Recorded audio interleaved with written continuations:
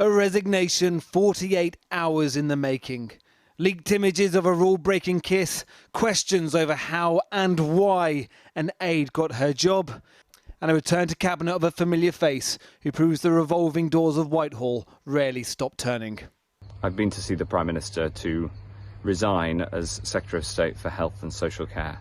This last night, a day after receiving the full backing of the Prime Minister, Downing Street said the case was closed, but Matt Hancock himself decided his post was untenable. Those of us who make these rules have got to stick by them, and that's why I've got to resign. But should it have been a resignation from Matt Hancock or a firing from Boris Johnson? Prime Minister Matt Hancock were absolutely focused on dealing with the pandemic, with the experience that Matt has got. Sorry, you're going to walk into Boney's there. The experience Matt has got and the whole team there. Matt's reflected on that and taken the view he doesn't want to distract from that wider focus. And as I've been saying, look, the reality for Matt is he wants to put his family first and the wider country first, and credit to him for doing that. Downing Street said this was case closed. 24 hours later, had to resign. Downing Street got this wrong, because, didn't they? No, Downing Street and the Prime Minister want to focus on the pandemic. I think the public want us focused on the pandemic. I totally understand why Matt has taken the view that he wants to allow the country. Matt Hancock with aide Gina Coladangelo back when he had a spring in his step in 2019. His old university friend brought in to launch his leadership bid. When that failed, she stayed on and was last year made a taxpayer-funded non-executive director of the Department of Health. She resigned the role last night, but the appointment has been questioned since their relationship was revealed. Now two in question, allegations by the Sunday Times that Mr. Hancock used a private email account to conduct government business, which Labour demands is investigated. If anybody thinks that the resignation of Matt Hancock is the end of the issue, I think they're wrong. And I think the incoming Health Secretary and the Prime Minister now have serious questions to answer about the CCTV, about the access, the passes, the contracts, etc. So the resignation is far from the end of the matter. The Department of Health said ministers know the rules regarding email usage, and the Cabinet Office said they had received a letter from Labour and will respond in due course.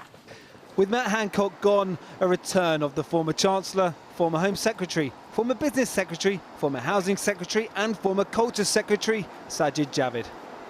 We are still in a pandemic, and I want to see that come to an end as soon as possible, and that will be my most immediate priority, to see that we can return to normal as soon and as quickly as possible. Today, the government announced they would be investigating just how images from the then Health Secretary's private office made it into the public domain.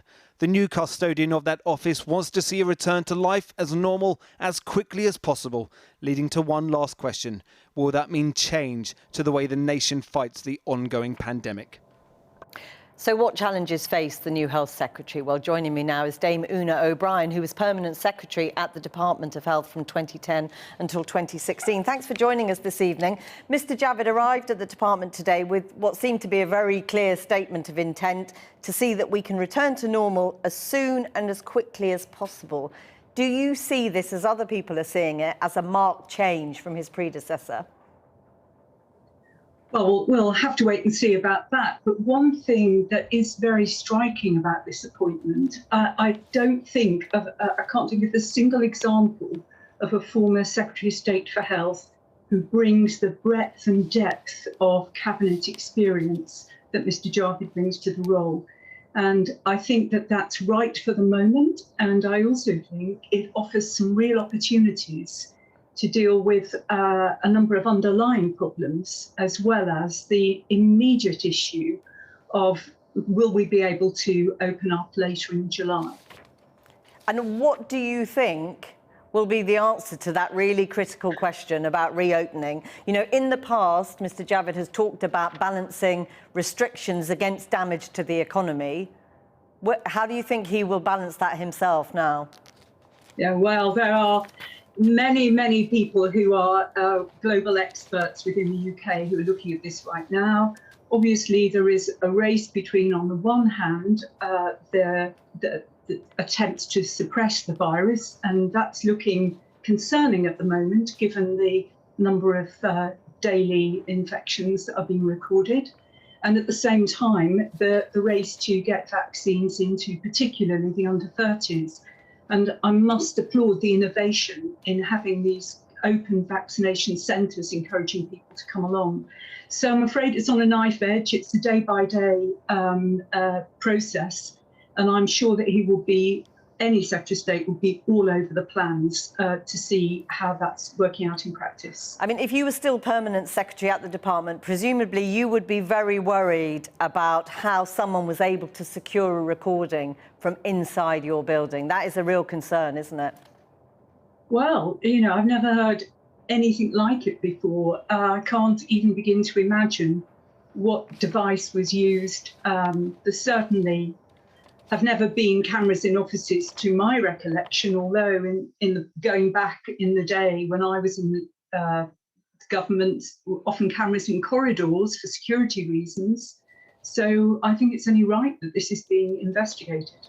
And just very, very briefly, there are also many other questions about how Matt Hancock operated at the department, how he brought his old friend onto the public payroll, these allegations that he used his private email. Do you think this reflects on how the department is being run, or was it an issue solely for Matt Hancock? Well, I mean, I don't know any more than any member of the public about that. So clearly there are questions about the role of boards, who gets onto boards in government departments. Since I left the government, those positions are now remunerated. So I welcome the suggestion that we look into the process whereby people are appointed to those roles. And I think, yeah, you're welcome. Sorry to interrupt you, but thanks very much for talking to us today. Thank you.